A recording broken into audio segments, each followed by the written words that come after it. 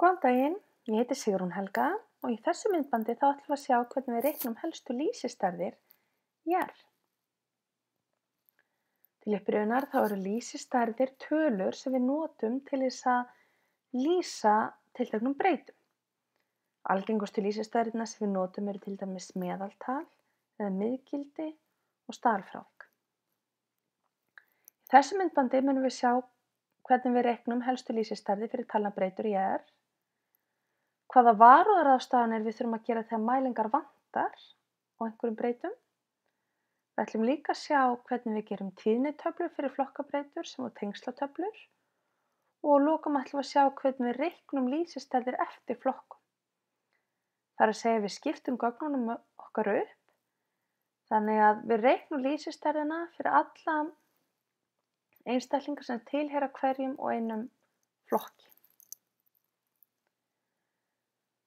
Þær helstu lýsistærðir sem við ætlum að skoða hér eru meðaltal, miðgildi, staðalfrávik, minnsta og stærsta gildi og svo að lokum ætlum við að sýna eina handhæga skipun sem heitir summary en hún reiknar allar lýsistærðirnar að ofan fyrir utan staðalfrávikið en hún reiknar í fjórðungamörk þá í staðinn.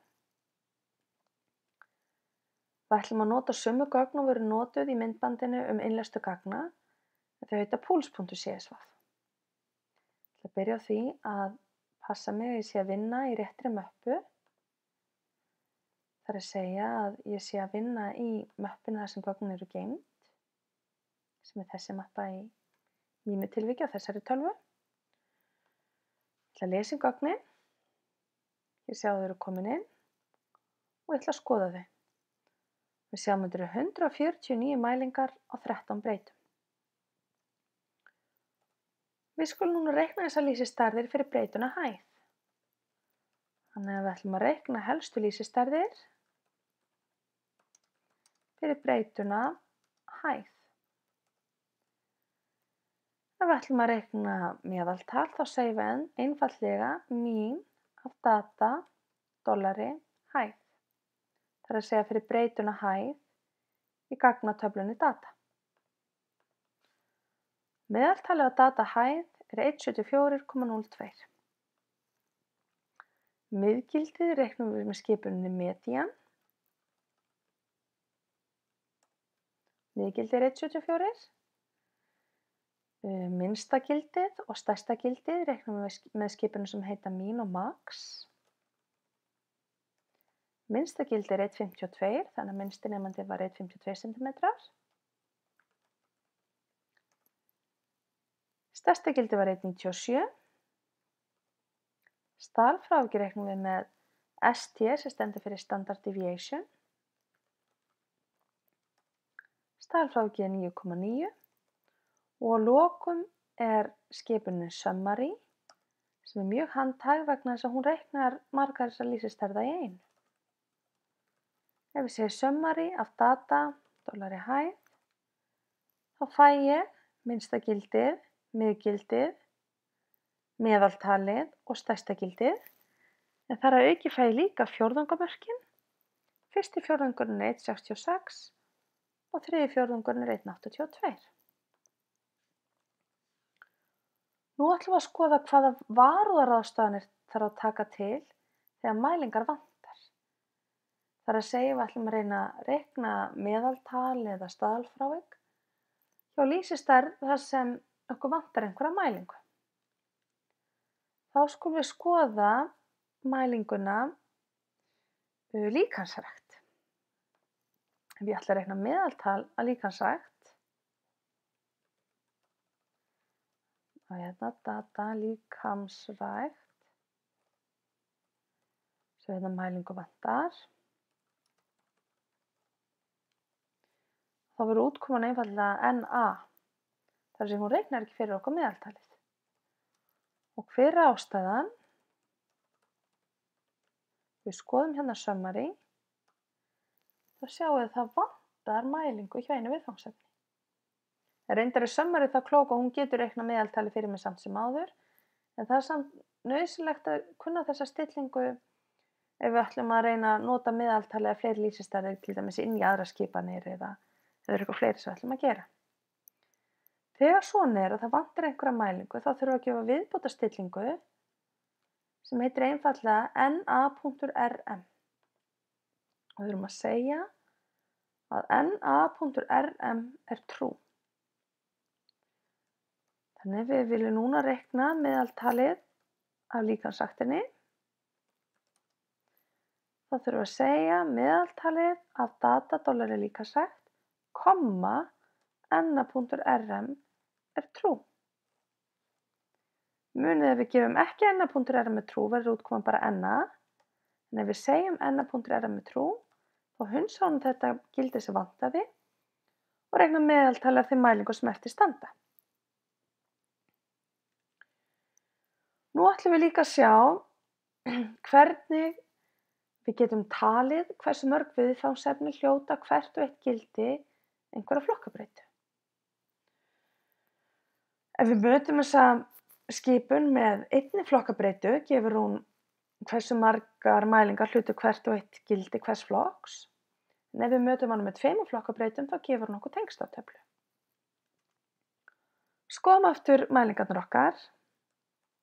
Við erum með ýmsar flokkabreytur, til dæmis námskeið, nemendur tilheyra 2 námskeiðum og svo sömuleiðis hvort að nemendur reiki eða ekki. Ef ég skoða fyrst skipunina table og skoða table af data dollari námskeið, þá erum við að skoða,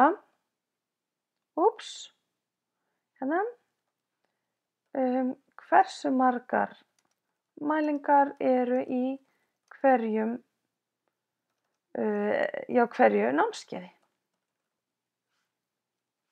Og hér sjáum við, það eru 55 nemendur í land 203 en 94 nemendur í stæð 209. Ef við viljum skoða tengslatöflu, til dæmis á milli þess í hvað námskeið nemendur eru og hvort þeir reiki eða ekki, þá einfaldlega geri ég, gerum tengslatöflu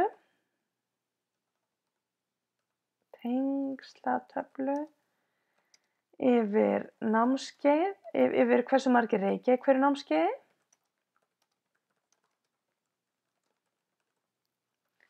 Þá segjum einfaldlega table á data námskeið, data og breyta henni til data reikir.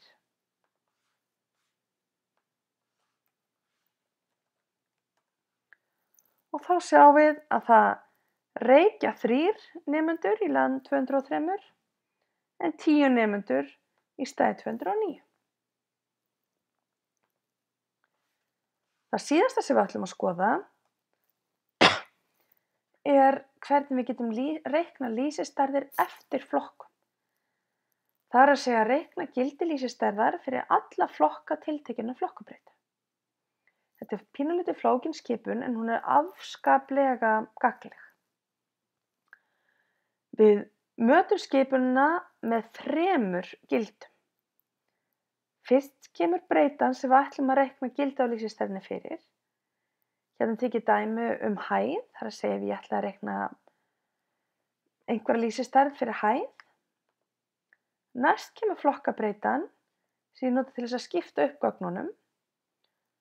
Hérna setja ég flokkabreytuna námskeið og það þegar ég ætla að reikna einhverja lýsistærð fyrir hæð hjá nemendum annars vegar í land 203 og hins vegar í stæð 209 sem var þessi 2 námskeið.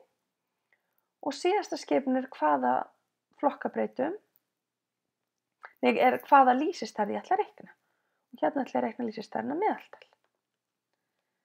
Þannig ef ég ætla að reikna meðalhæð í hvoru námskeiði fyrir sig,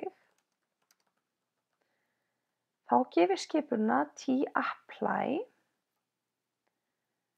Ég ætla að skoða hæð eftir námskeiðum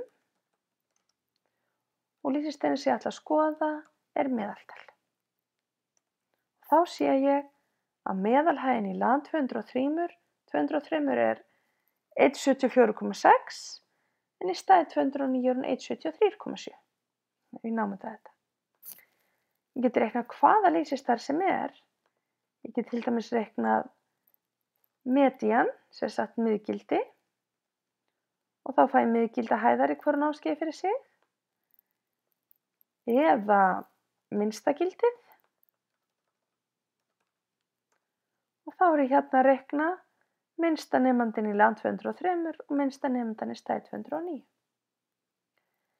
Ef ég með breyta eins og til dæmis líkamsræktina, þessi vantaði mælingu, í staðinn fyrir hæð þá ætla ég að skoða líkamsrækt og segjum sem svo ég vilji áfram reikna, skoðum hérna ef mælingu vantar, segjum svo ég vilji reikna meðal líkamsrækt hjá hvoru námskeið fyrir sig, þá reiknar hún meðaltalið fyrir LAN-hópinn en ekki fyrir stæðhópinn, þar gefur hún N. Og það er vegna þess að nemandinn, þar sem vantaði líkamsræktina hjá, var í þessum stæðhóp. Þá þarf ég að nota stillinguna NA.RN sem við töluðum áðan. Ég einfaldlega skeyti henni aftan við. Þá segi ég NA.RN er true og þá reiknar hún meðaltalið hjá öllum þeim nemendum sem mælingar voru hjá hvoru námskeiði fyrir sig. Þetta var allt sem ég ætlaði að segja í dag. Takk fyrir.